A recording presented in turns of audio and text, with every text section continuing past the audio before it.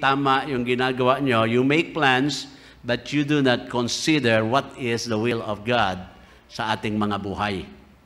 Di ba? So, sa madalit sabi, mga kapatid, sa bawat plano, dapat natin, ando doon ang Panginoon. Hindi mo dapat siya aalisin. Kasi sabi nga doon sa verse 17, but the wisdom that is from above is pure. Di ba? Maliwanag po yan. Then peaceable. Then gentle and easy. Sabi diyan, to be entreated. Full of mercy and good fruits. Yun minsan ang gusto natin, yung good fruits, di ba? Amen? Ito pa, without partiality and without hypocrisy. Yun po ang sinasabi.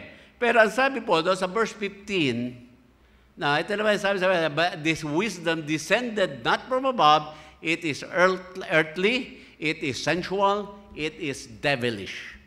Na, sa madalit sabi, mga kapatid, dito, sinasabi sa atin ng aklat ng ating Panginoon, every time we make plans, dapat po, lagi po nating i-consider, ito ba ay will ng Panginoon.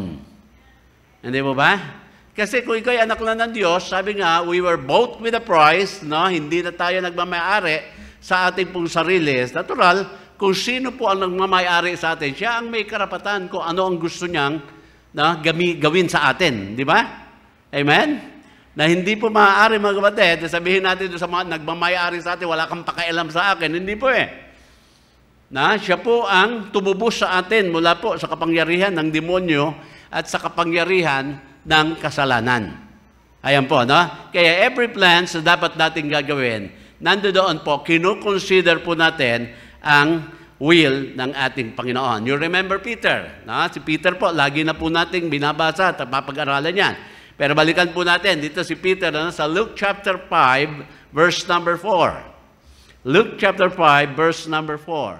At sabi diyan, now when he had left speaking, he said unto Simon, launch out into the deep and let down your nets for a draught.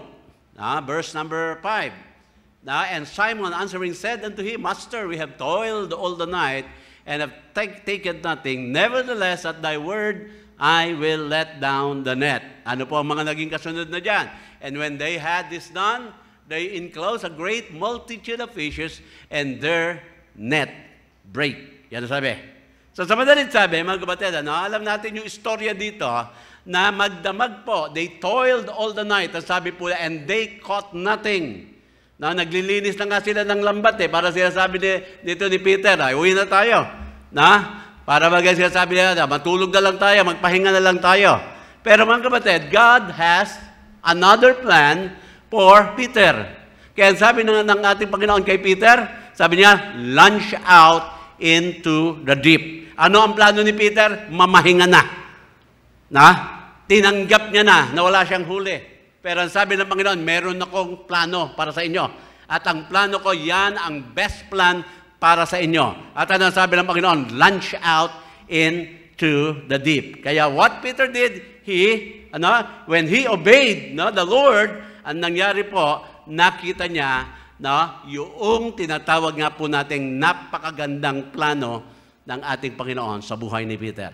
Sa madalit sabi po, para ang susi po dito, for us to, para bang makuha natin, matanggap natin yung best plan ng Panginoon is, yun nga po, number 1, obedience. Amen? Kasi pag ikaw ay hindi susunod sa Panginoon, kahit napakaganda ng plano, igigiit mo pa rin yung sarili mong plano, mga kapatid, wala pong mangyayari. Amen? Then, one time also, dito po sa buhay ni Peter, ano po? Ano sabi ganon ng Panginoon? Ngayon, wala na. Hindi nyo na ako makikita. At pupunta na ako doon sa aking pupuntahan na later on, mapupuntahan nyo rin. Kukunin na nila ako, huhulihin nila ako, arestuhin nila ako. Ano pa ang ginawa ngayon nitong si Peter? Nang sabi naman ni Peter, di ba? Hindi nila pwedeng gawin yan. Dadaan muna sila sa ibabaw ng aking bangkay. Na para pag ang nangyayari, na sinasabi ni Christ, na siya po ay magkukrucify na, eto pong si Peter, actually po, Peter rebuked the Lord. Na sabi niya, hindi po, hindi maaari yan na mangyari. dadaan muna sila sa akin, no?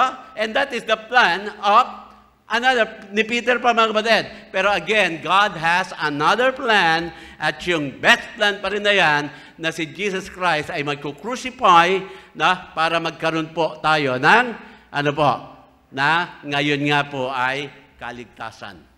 Best plan pa rin eh.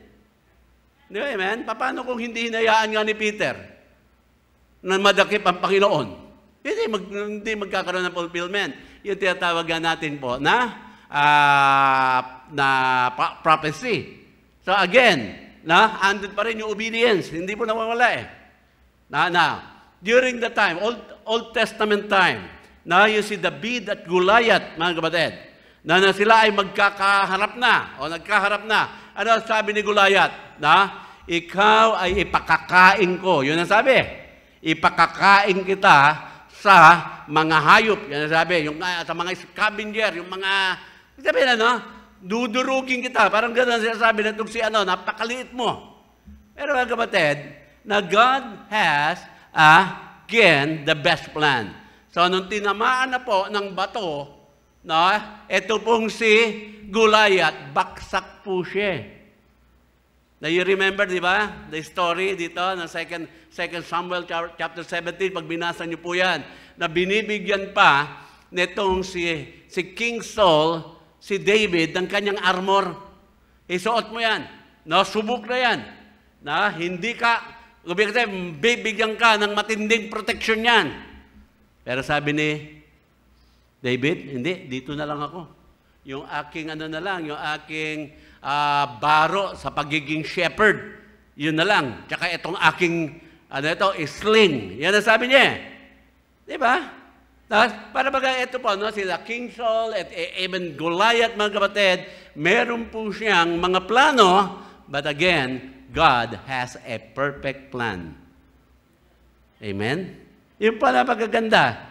Hindi po ba? Ganon din naman. Ito po mga Israel, doon po sa kanilang wilderness experience, kung babasahin niyo po yung Numbers, chapter 13 and 14, diyan po natin makikita na ang Panginoon, na sila po ay dapat from Goshen, Egypt, going to the Promised Land, week journey lang po yan, pero inabot po sila ng 40 years sa wilderness. Bakit po? Maaari sa hindi ata magandang plano yon. Pero makikita po natin, because that is God's will for them, then that is God's plan for them. Kaya lahat yung mga matitigas ang ulo, hindi nakapasok. Kahit po si Moses eh. Hindi po ba? Malungkot man, pero yun po. Kaya dito, atin pong laging makikita po rito, mga kapatid. God has the best plan. Amen? Amen? Kaya nga hindi ka na mahihirapan magplano eh. Kasi ang Diyos na ang gumagawa ng plano para sa'yo. Ang gagawin mo na lang, obedience. You obey God's plan. You can make your own plan, mga kapatid, pero every time you make your own plan, you should consider the will of God at kung yun nga ba ay plano niya para sa iyo. Naalala ko po, mga kapatid, nung mag-start po ako dito. Actually po, way back 1983, graduate po ako. Ang pinagpipray ko po, may kawayan eh. Yung kabilang bayan. So, nagpunta po ako dyan, mga kapatid, nag-soul winning ako. At meron po akong na-soul win po dyan, yung siya, nakalimutan ko na yung pangalan ko, Ruben. Actually po, nagre-refill siya ng mga CO2, yung mga airgun ba. Nahanggat yun. Na-witnessan ko po siya, tumanggap sa Panginoon. Tapos ang sabi niya gano'n, kumain ka na ba? Yun ang tanong eh. Mga kapatid, yung pera ko po noon, mula po daw sa Mandaluyong sa Bible School, lagi po yan ang pera ko, one way lang papunta rito. By faith na yung pag-uwi. By faith. Kaya pag sinabing, kumain ka na ba? Mahirap sagutin yun eh. Pero kung kapalmuks ka, masasagot mo kaagad eh. So, pinakain po ako. Tapos sabi niya, babalik ka ba uli dito? Sabi ko, siguro mga sa Makalawa, babalik uli ako. Magso-soul winning pa ako. Alam niyo po, binigyan po ako ng 20 pesos. Para makabalik doon. Ang point po doon, mga kapatid, that was siguro my plan. Pero alam niyo po, nilid ako ng Panginoon, hindi po doon, dito po sa Marilao. Amen? So God, makikita natin, God has the best plan para po sa ating lahat. Dahil kung noon doon, baka iba sa inyo, hindi ko na makasama doon. Di ba? Bagamat, alam nyo naman, no, iba't ibang lugar tayo ngayon. Pero ando doon pa rin yung plano ng ating Panginoon. Ano po? Ngayon, makikita po natin ito, napakagandang halimbawa nito pong God's plan is the best plan doon po sa buhay nito pong si Gideon. Kilala po natin si Gideon, di ba? Okay. Bubuksan po natin ang ating po mga Bible dito po sa Judges chapter 7. Una pong puntos na ating po ngayon pag-aaralan, the realities of God's plan. Yan po. Kung gusto niyo po ng outline, ayun po, the realities of God's plan. Na? And God's plan, mga kapatid, is a different plan. Na hindi po siya, kung iba siya, iba klase. Minsan, mga kapatid, di ba? Para pag yung plano ng Panginoon, it does not make sense. Pero yun ang plano ng Panginoon. Naalala niyo si Noah? Sabi ng Panginoon kay Noah, gumawa ka ng arko. Tanong ni Noah, ano po yun? Hindi niya alam kung ano yung arko eh. Sabi niya, eto ang dimension niya, biligat lahat yung sukat. O gagawin, sapagkat magkakaroon ng baha. Ano yung baha? Hindi niya rin alam yung baha dahil di pa ka umuulan. Nung kapanahunan ni Noah, mga kapatid, na ang nagdidilig sa mga halaman noon ay hamog. Wala pong ulan. Nasabi, magkakaroon ng baha. Hindi niya alam yon. Pero ganun pa man, because of Noah's obedience, nagtayo po siya, gumawa sila ng arko. Ang problema, mga kapatid, yung arko, ginawa po nila sa gitna ng disyerto. Amen? Sabi, yun daw ay lulutang sa dagat, lulutang sa tubig. Paano nila dadalhin yung arko, no? Para ewan ko, 5 basketball court yata o 10 basketball court ang haba niyan. Paano nila dadalhin sa tubig yun? Sabi ng Panginoon lang sa kanila, basta sumunod lang kayo. Huwag niyong problemahin yan. Inutusan pa rin siya na dala-dalawang mga hayop, no, lalaki at babae, ang kanyang isasakay doon. Ang tanong, no? Siguro yung pusa, pwede mong bitbitin, di ba, Pia? Si Pia Lynn? Paano mo bibitbitin sa loob yung 2 leon? Mapapapasok mo ba yon? Sabi pa rin ng Panginoon, huwag niyong problemahin yan. Basta ang problema niyo, gumawa kayo ng arko, ako na ang bahala sa mga yan. So sometimes, it does not make any sense. But that is God's perfect plan. Di ba? Minsan kini-question natin, Lord, bakit? Lord, bakit? No? Yun ang plano ko eh. Sumunod lang kayo. Hindi po namin naiintindihan. Maiintindihan nyo rin yan. Pagdating, magkakasama na tayo, mauunawaan nyo yan. Okay, sa verse number, ayan, sa verse 1, sabi, then Jerubbaal, who is Gideon, and all the people that were with him rose up early and pitched beside the well of Harod, so that the host of the Midianites were on the north side of them by the hill of Moreh in the valley. Verse 2, ito po. Nagera kasi ito eh. And the Lord said unto Gideon, the people that are with thee are too many for me to give the Midianites into their hands, lest Israel bound themselves against me, saying, mine own hand hath saved me. Alam niyo po, mga kapatid, kapag digmaan, laging advantage po ang maraming sundalo. Kaya minsan di tayo makabangga dito sa mga inchik. Kasi yung isang ating pong barko na panggera, 500 ang kakalabanin yan. At mahirap po, mga kapatid, kalabanin ng inchik. Kasi makakalaban mo dyan sila Jackie Chan. Paano ka dyan? Pambira, puro karatista yan. Tayo, mga Andy Boni lang tayo, yung mga Andres Bonifacio. Na? Kaya mahirap, mga kapatid. Na? Pero dito, sabi ng Panginoon, masyadong marami. Yung tao mo, Gideon, masyadong marami. Na? At hindi ko hahayaan na yung ganyang karami ang sasakop sa mga Midianites. Dahil pag nangyari yan, magyayabang ang mga Israelites. At sasabihin, hindi naman namin kinailangan ang kapangyarihan ng Diyos eh. Na? Hindi naman siya. Kami, marami kami. Natalo namin yung mga yan eh. Yan po sabi ng ating Panginoon. Na mine hand, sabi yan, hath saved me, hath saved me. Yun ang mga sabi. No, yung sarili namin kakayanan. Sabi, mga kapatid, tignan nyo po, no? Yung reality of God's plan. Na, at dito pa makita natin, God's plan is a different plan dahil iba po ang plano ng Diyos sa plano ng tao. Sa plano ng tao, mas marami, mas maganda. Sa plano ng Diyos, no, marami kayong masyado at magyayabang kayo pag nakuha at nasakot nyo ang mga Midianites. Yun po ang sinasabi po ng ating Panginoon. Di ba? Ganon din kay David, di ba? Si David, shepherd lamang po siya. Na sinasabi nitong si King Saul, sabi niya gano'n, eto, suot mo ito, subok na itong armor ko na ito. Kung subok na subok din sana siya ang nagsuot nun, saka humarap niya kay Goliath. Amen? Amen? Subok na pala eh. Pero sabi nga po, nitong si David, hindi, yung aking shepherd's uniform na lang. Kung ano man ang tawag dyan, sa baro niya na yan.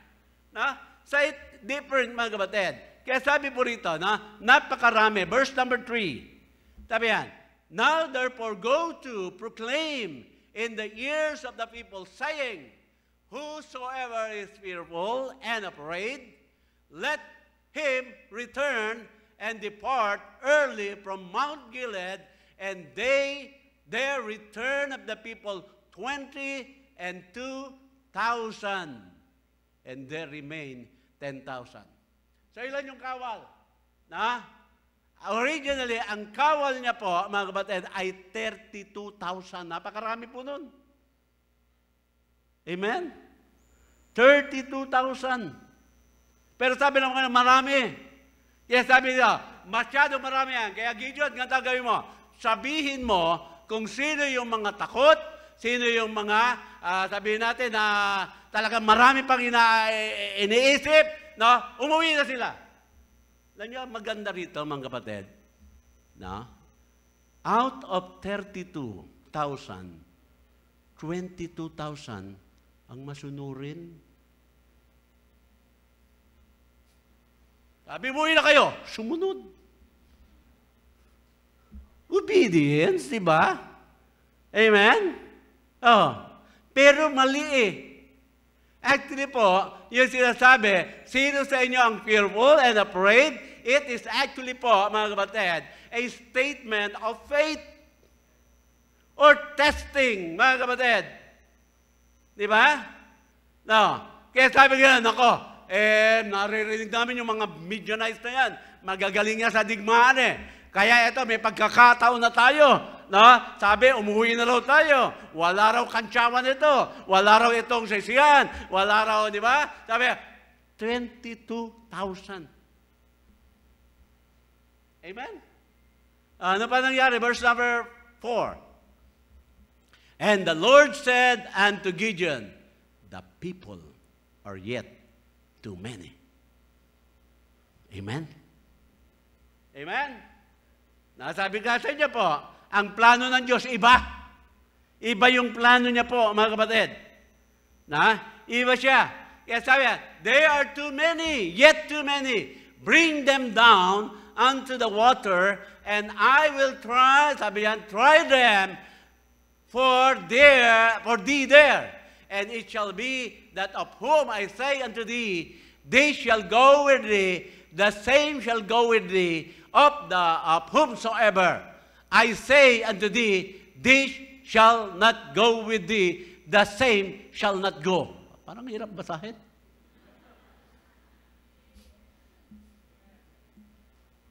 Amen? Sabihin ko, kasi hindi makakasama mo. at sasabihin ko na hindi mo makakasama at kung ano yung ginagawa ng hindi mo dapat makasama at kung ano ang dapat ginagawa ng mga makakasama mo. Yun ang Tagalog po nun. Amen? Oh. Ano ba nangyari? Verse number 5. Sabi niya, so he brought down the people unto the water, and the Lord said unto Gideon, every one that lappeth on the water with his tongue, as a dog lappeth, him shalt thou set by himself, likewise everyone that boweth down upon his knees to drink. Amen? Sabi ganon, marami pa yung 10,000. Ilagay natin sa test. Dalhin mo yan doon sa may sapa dyan na pwedeng inuman. Tignan mo kung sino yung iinom dyan na ang klase ng pag-inom, disyerto po ito ay parang mga aso. Yung lublub ba? Lublub pati muka sa tubig. Pero yung mga magbabaw daw at kakalukin ng kanyang palad, yung inumin, yun ang makakasama mo. Na naman nakita ng Panginoon dyan? Bakit? Sabi nga, yung kanyang kasi tingnan niyo po, yung kanyang plano, iba. Alam niyo po, dito makikita po natin dito, yung tinatawag na carelessness. Bakit ayaw ng Panginoon yung mga sundalo na ang klase ng pag-inom, nilublob yung kanilang mga ulo? Asan si Brother Aris, Ayan, di ba sa martial art, Brother Aris, pag bago-umpisa, anong ginagawa? Magbabaw. Di ba? Pag magbabaw ka, mga kapatid, hindi mo aalisin pa rin. Kung halimbawa magbabaw ka ganyan, nakaganon pa rin. Hindi pwedeng ganon. Baka pagbaw mo pa lang, may batok ka na doon sa kalaban mo, talo ka na kaagad. Kailangan pag nagbaw ka, mga kapatid, yung mata mo, nandoon pa rin sa kalaban mo. Bakit po? Kasi prepare ka any moment, sabihin natin, yung mga suntok na gagawin sa iyo, nakahanda ka. Paano po itong mga kawal ni Gideon neto na nakaluglo yung mga ulo dito po sa tubig, paano kung may kaaway? Then they are caught unaware. Kaya sabi ng Panginoon, marami pa yan. They are yet too many. Di ba? Pero sa atin po, mga kapatid, yung human point of view, the more, di ba, na advantage lagi yung marami. Tao po. Pero hindi ganun ang Panginoon Nang gusto ng Panginoon, para sabi ng Panginoon, sige, mag-imbak ka ng marami, mag-ipon ka ng marami, pero ang gusto kong gawin sa iyo, you empty everything you have. Parang, mahirap yata yun alam niyo po ba, kailan natin nadarama ang Panginoon? Hindi naman yung mga oras na maginhawa tayo Minsan nga, nakakalimutan natin ang Panginoon pag maginhawa tayo Pero yung mga oras, mga kapatid, na you are down, talaga pong lagapak ka na sa lupa, that is the time na talagang yung presence ng Panginoon doon mo damang-dama. Amen? Kaya wag po kayong matakot na bumaksak sa lupa. Lugi negosyo, wala nang ganito. Bakit, mga kapatid? Doon mo siya madadama Dahil, mga kapatid, pag nadama mo ang Panginoon, mahigit pa po yan sa mga material na bagay na ibibigay ng mundong ito. Di ba? Nung kailan ba kami nagpunta? Huwebes. Nagpunta po kami doon sa Pangasinan kay Pastor Choi. Ang init, sobra po. Napakainit talaga. Nakaupo kami doon sa basketball court. Year din po yun. Talagang napakainit. Nakausap namin si Mrs. Siebert. Talagang, sabi ko, tataas yata ang blood pressure ko dito Pero alam niyo po ba, mga kapatid, nang biglang bumuga, umihip yung hangin. Hindi naman kalakasan, pero damang-dama mo. Sabi mo, ay, salamat. Yung mahina bang hangin ay madadama mo. kung hindi mainit ang panahon? Hindi. Parang natural lang siya. Di ba? Pero yung init na init ka, tapos biglang parang hinipang ganon, ramdam na ramdam mo at na-appreciate mo siya kahit mahinang bugalang ng hangin. Kaya sabi naman kayo, you are yet too many. Marami pa kayo.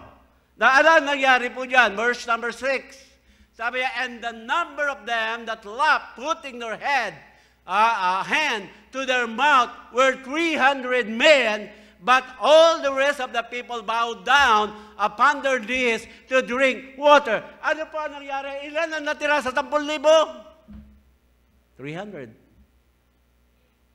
Ilan ang nawala? Ha? Sige nga, magaling ba kayo sa mathematics?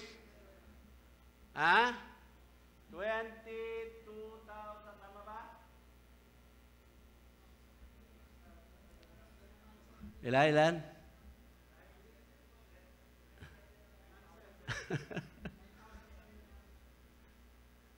Basta yung natira doon sa 32,000, 300.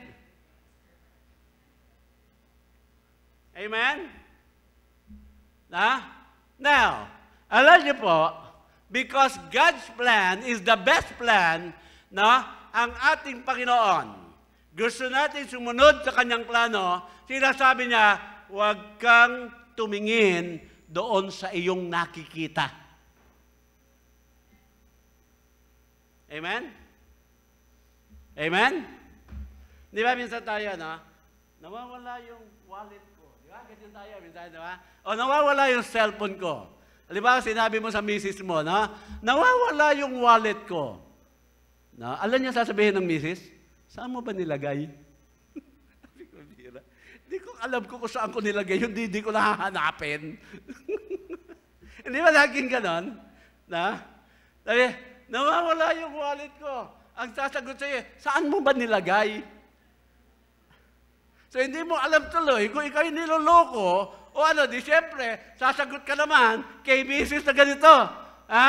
Kung alam ko yun, hindi ko hanapin. Mahi-hurt naman ngayon si misis. Bira ka, nagmamalasakit na nga ako sa'yo eh. Ganyan pa ang sagot mo. Sabi ko, kasi mali yung tanong. Hindi mali pala yung sagot. Dahil yung nagtanong yung naghahanap eh. Hindi mo ba? Amen? Kaya yan po, sinasabi dito sa atin, 300 ang natira. 300, mga kapatid, at doon ipapakita ng Panginoon ang kanyang kapangyarihan.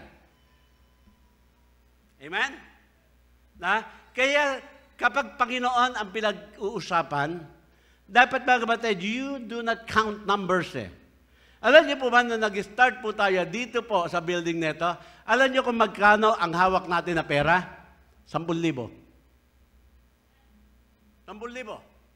Umpisahan na natin, may 10,000 na tayo.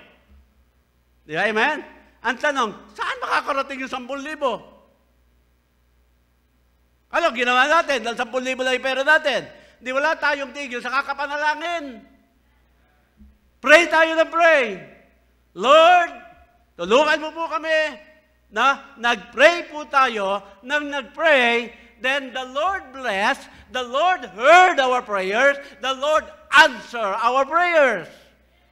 Paano kung meron na tayo milyon-milyon ng araw? Baka hindi tayo manalangin.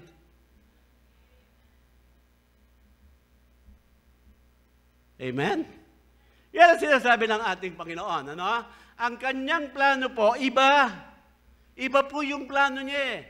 Kaya minsan mga kapatid, kung ikaw, half-hearted ka lang sa Panginoon, aayawan mo yung plano niya dahil ang tingin mo sa plano ng Diyos, hindi tama. Pero po, out of 32,000, 300 lang ang kailangan ng Panginoon. Amen? But yung pong iba pa, yung libo-libong nawala, sila ba hindi marunong makipagdigma? Marunong po yung mga yan eh. Marunong. Yung sabi ng Panginoon, na kahit marunong ka, kung careless ka naman, talo ka pa rin.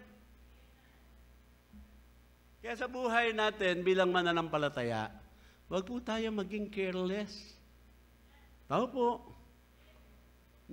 Sabi mo, hindi po, protection na naman ako ng Panginoon eh. Kaya kahit walang face mask, kahit walang face shield, okay yan, may protection. Ayun! Ano nangyari sa iyo? Di na-COVID ka.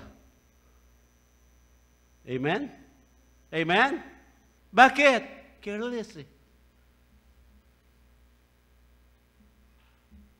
Amen? Oh.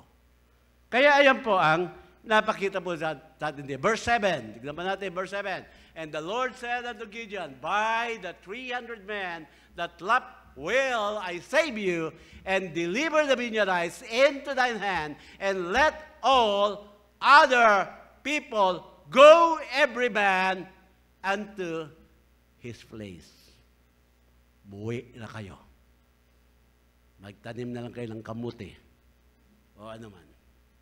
Di ba? Amen? Dahil sabihin, iba talaga ang plano ng Panginoon eh. Iba. Mahirap intindihin.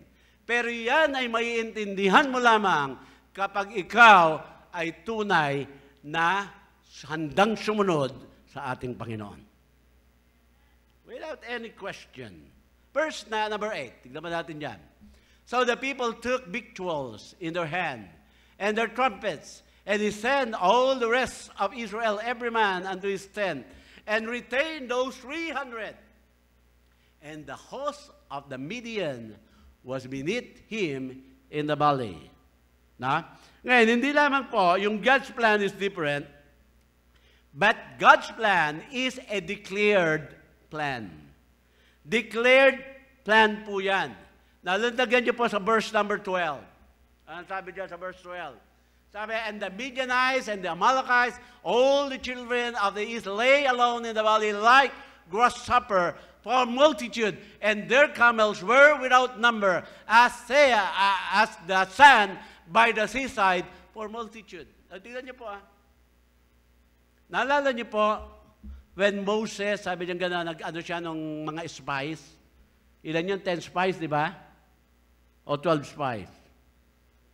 Ilan? Okay.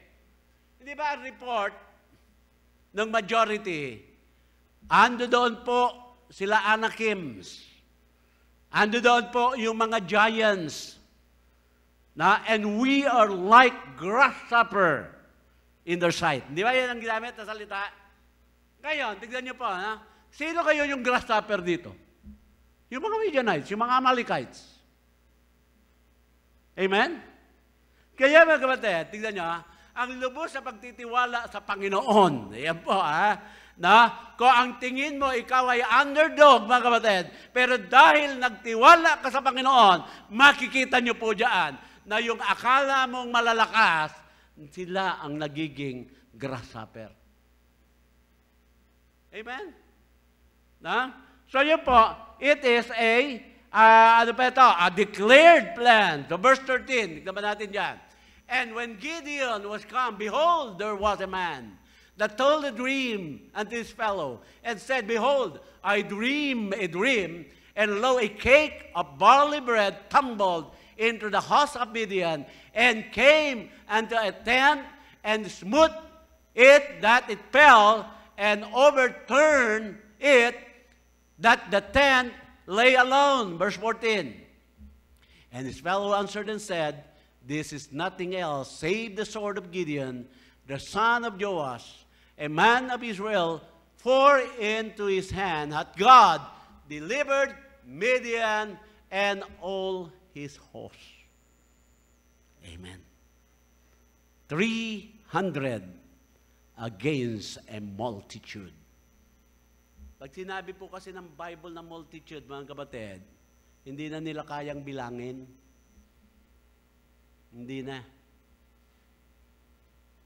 Yung 32,000 kaya pa nilang bilangin. Pero yung multitude, hindi na. Ano sabi po dito?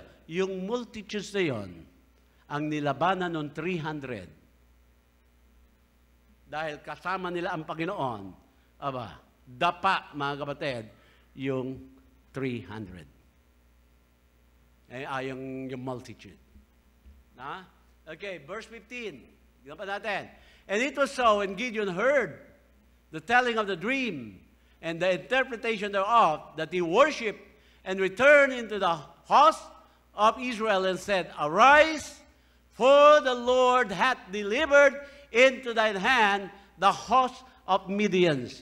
Hindi pa man sila, mga kapatid, lumalaban, pero ang pangako na ng Panginoon na i-deliver na sa kanilang mga kamay ang host ng Midian. Mga kapatid, hindi pa po nag-actual na battle dito, but God already assured them of victory.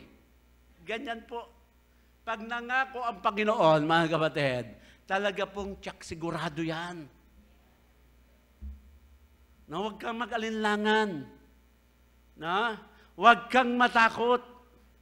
Na ang ating Panginoon, diyan, makikita po natin na meron po siyang plano sa kanya, sa atin. At yung pong reality of God's plan is the best plan for us. Amen? Number 2, dito po, the requirements of God's plan. The requirements of God's plan.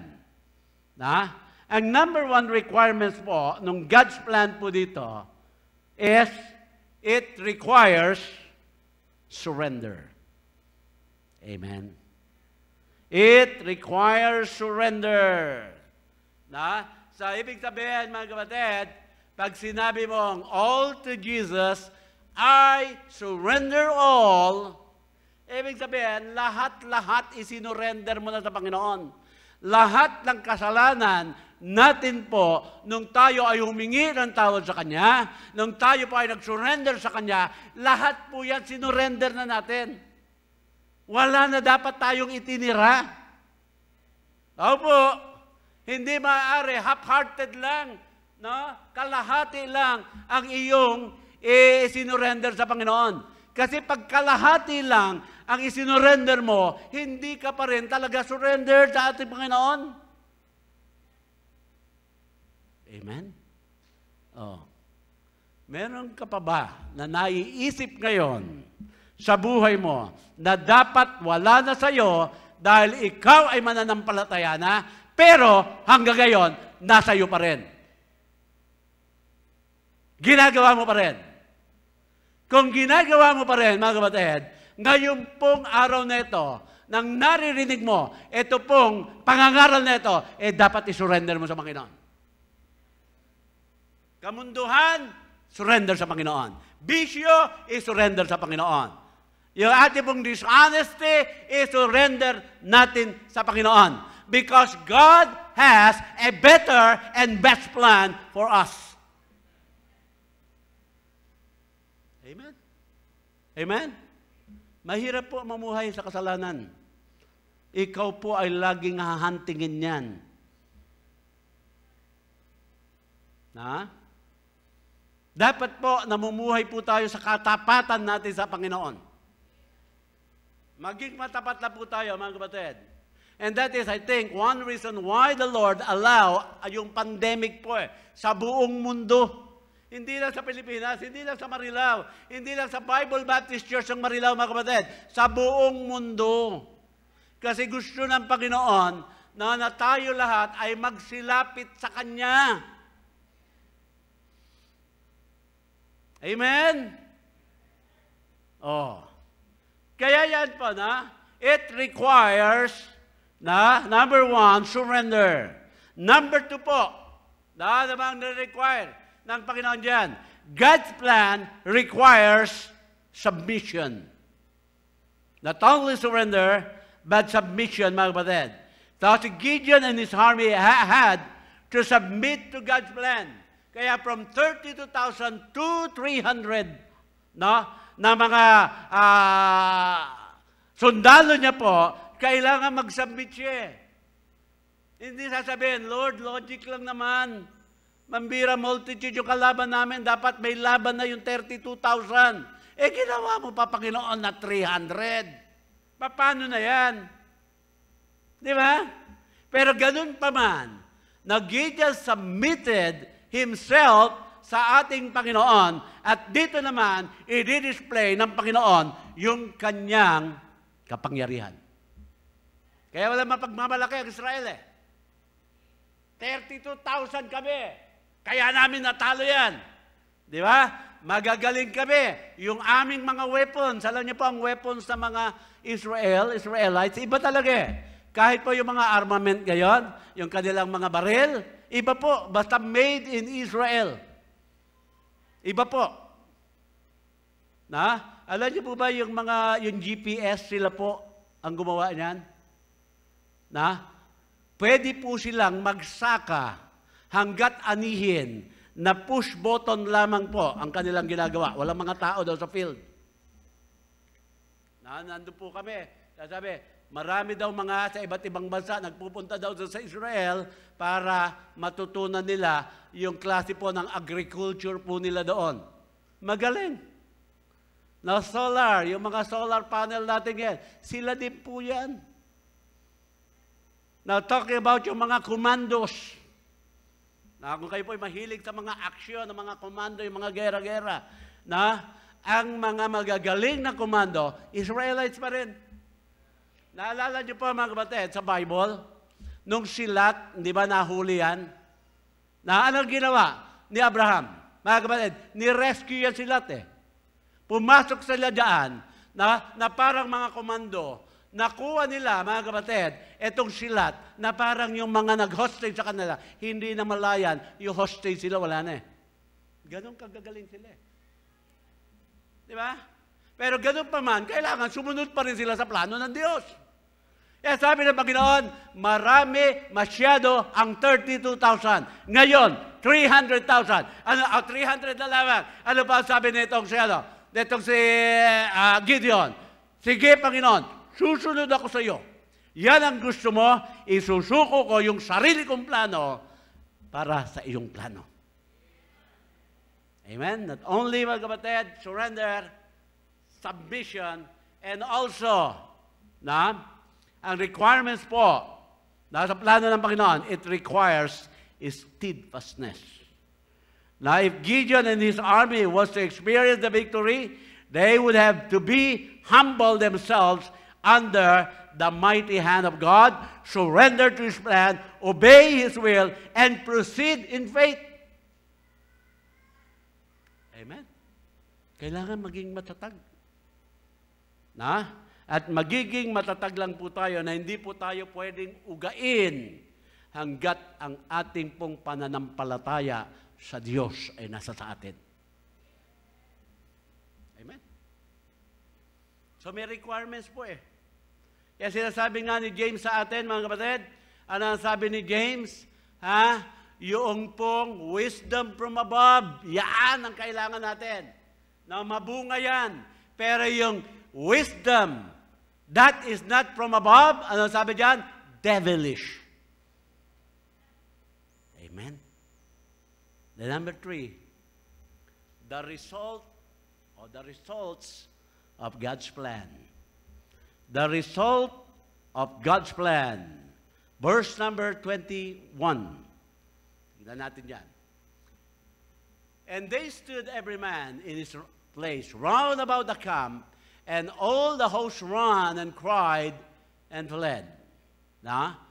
And the 300 blew the trumpets, and the Lord set every man's sword against his fellow, even throughout all the host, and the host fled to Bethshittah in Serera, and to the border of Abel Meholah, unto Tabat.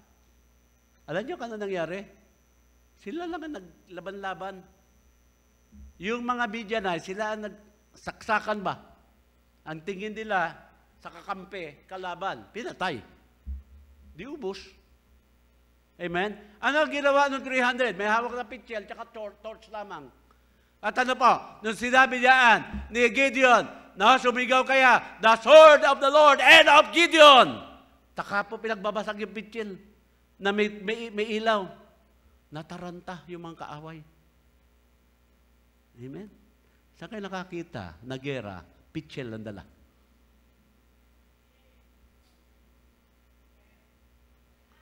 Amen? Pitchel, ang dala. Yun ang utos eh. Kaya may submission eh. Requirements po yan eh. Kaya mga kapatid, tignan niyo po. Ang ating Panginoon, po pwede siyang gumawa ng mga bagay-bagay na parang hindi talaga natin mauunawaan. Di mo ba? Pero dapat tanggapin lang natin siya by faith. Kaya nga sabi ni ba na Hebrews chapter 11 verse 1, faith is the substance of things hoped for and the evidence of things not seen. Pagdating sa verse number 6, ano sabi yan? Without faith, it is impossible to please Him, for he that cometh to God must believe that He is, and that He is a rewarder of them that diligently seek Him. Kaya mga kapatid, yung faith po will always be rewarded.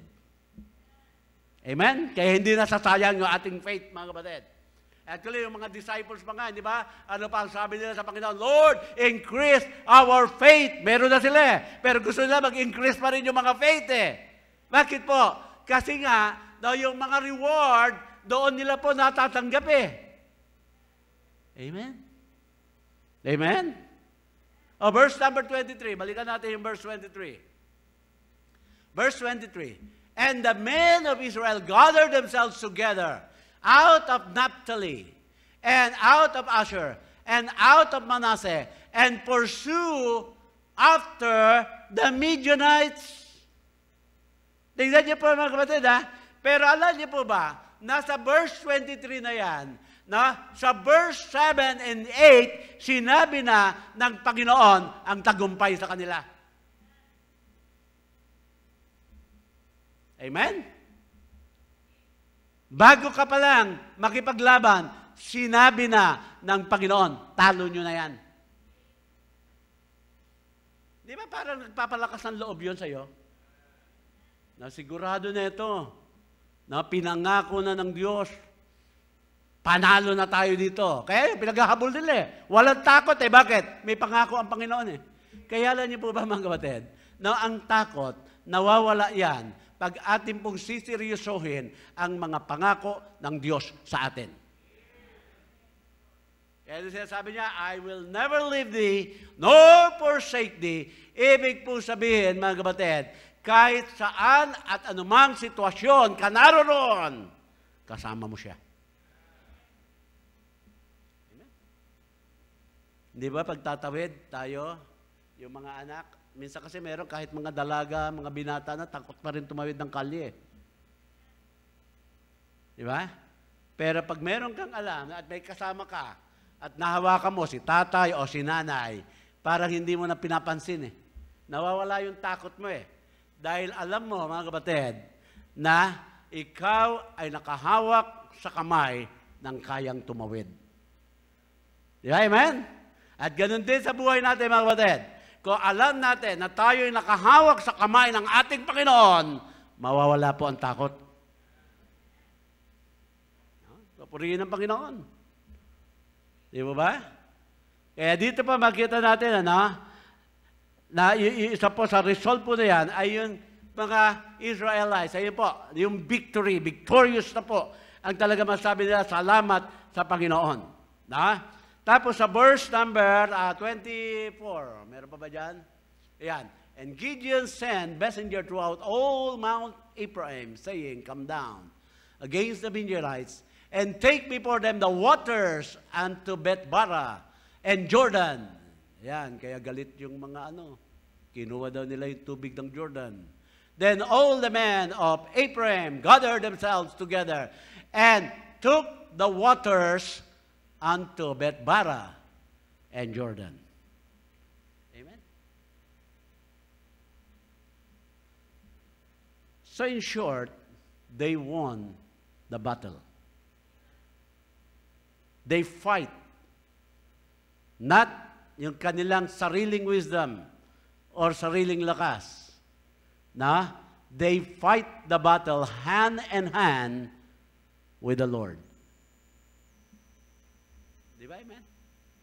Saan ang plano nila? 32,000. Ano ang plano ng Panginoon? 300 lang. Kaya mga kapatid, dito po, no?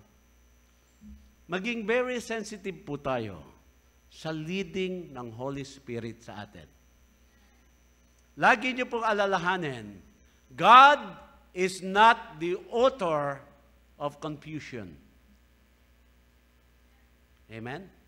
Naalala ko, noong araw, ito si Sister Neria ba? Kinausap ako. Pastor, mag-apply po ako sa May Kawayan, may opening. Sa May Kawayan, sa ano rin naman, munisipyo. Ano po masasabi niyo? Ano sabi ko? Huwag kang magpunta ron. Sabi ko, huwag. Kasi parang medyo, ewan ko kung ano nararamdaman niya dito. At lilipat na May Kawayan. Na, diyan ka lang. Unang-una, ang church natin nasa Marilao. Na, pag nagpunta ka doon, sa May Kawayan, kung may kailangan ng church natin sa Marilao, hindi ka namin pwedeng lapitan. Kasi taga May Kawayan ka nagtatrabaho eh. Di ba ba? Sasabi ko, diyan ka lang. Amen? So, hindi ko lang alam kung may mga bulong-bulong po siya noon. May mga ganun, di ba? No? Pinayagan. Ngayon, naunawaan niya kung bakit. She waited too long, pero nung dumating na po, yung blessing naman ng Panginoon, satisfy ka po. Ganyan po yan eh. So, kaya mahirap, Becca, yung laging pilit, yung minamadali, yung kinakalburo. No? Akala mo lang matamis, pero hindi pala. May plano ang Panginoon. Kaya maging sensitive lang po tayo, mga kapatid. May plano ang Panginoon dito kay Oman. Kaya sabi mo, bakit naman nangyari sa akin to? Ba't gano'n naman? Bira eh, kala ko, siya na eh, di ba? Di ba? May plano pala eh. Di ba? Yung pala talaga iba ang plano ng Panginoon. Di ba? Amen? Kaya maging sensitive lang po tayo eh. Kasi lagi niyo pong aalalahanin, kapag ang Diyos ang nagplano, doon ka sasaya.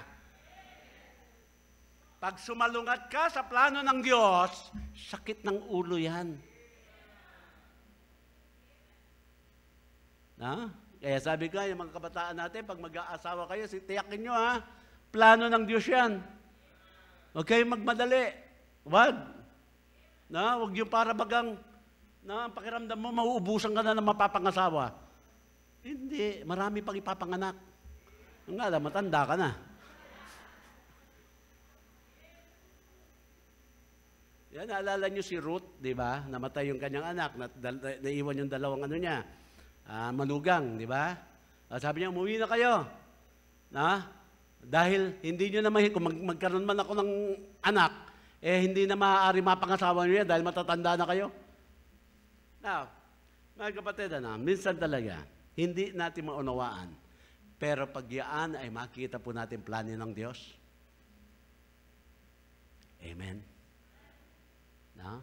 Sometimes it does not make any sense. 32,000 to 300. Babot kahit anong isip mo po mga kapatid, parang ang hirap isipin eh. Multitude ang kalaban. Kung yung 32,000 na ngayon, medyo po alanganin pa, tapos binawasan pa, ginawang 300 na lang, lalong alanganin. Yung nga lang po, ang kamay ng Diyos nando doon eh. Kaya pag ang kamay, mga kapatid, ng Diyos nandiyan, huwag mong tignan na maliit ka. Huwag mong tignan na wala kang kakayanan. Kaya nga sabi po, di ba, dito sa John, sabi nga lang, for without me, sabi ng Panginoon, for without God, I can do nothing. Ano sinabi ni Paul? Sabi niya, si Jesus Christ ang nag-strengthen sa kanya na yung hindi niya kayang gawin, nagagawa niya dahil sa Panginoon. Amen?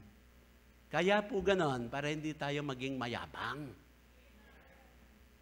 Katulad na, you are too many kasi kanyang mga yan, sabihin nila sa pamamagitan ng aming dami, sa pamamagitan ng aming mga skill, pamamagitan ng aming galing sa labanan, natalo namin yung mga Midianites, sabi ng Panginoon, na 300, tignan ko kung magyabang kayo sa akin. Kaya mga kapatid? God's plan is the best plan. Ano lang kailangan natin? No? Tayo po ay kailangan mag-surrender, no? Submission, then maging steadfast. Maging matatag. Tayo pong lahat ay tumayo.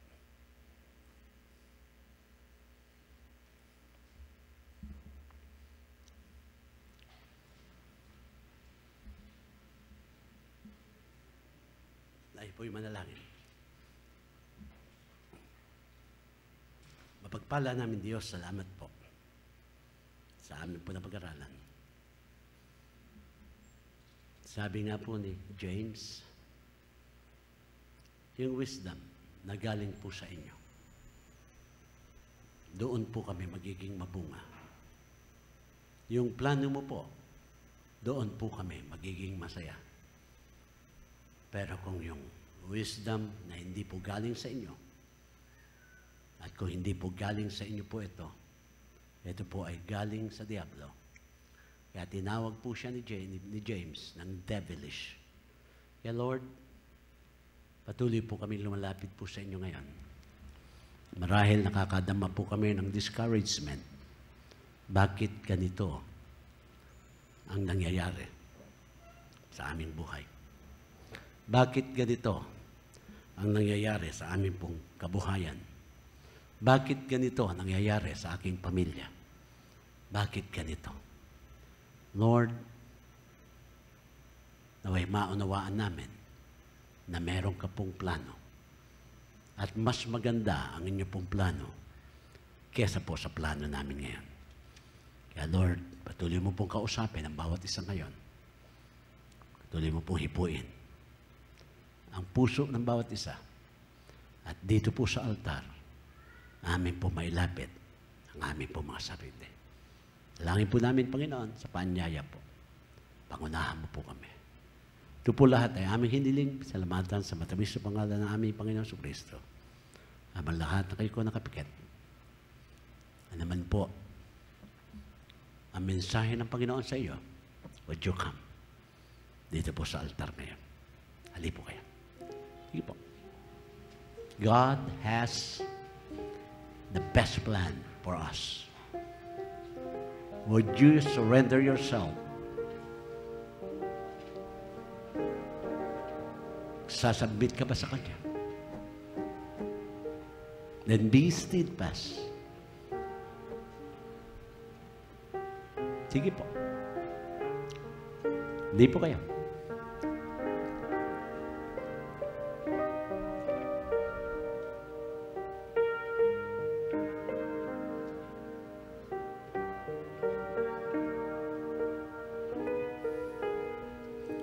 Marahil sinasabi ng Panginoon, you are too many.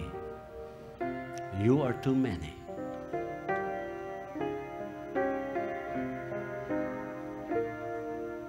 Hindi po yung alam natin, hindi po yung kaya natin, hindi po yung galing natin. Pag ganun tayo aasa o doon tayo aasa, sasabihin ng Panginoon, you are yet too many. Kaya kailangan natin mag-surrender sa Kanya. Submit natin ang ating sarili. Then be ye steadfast, unmovable, always abounding sa ating Panginoon.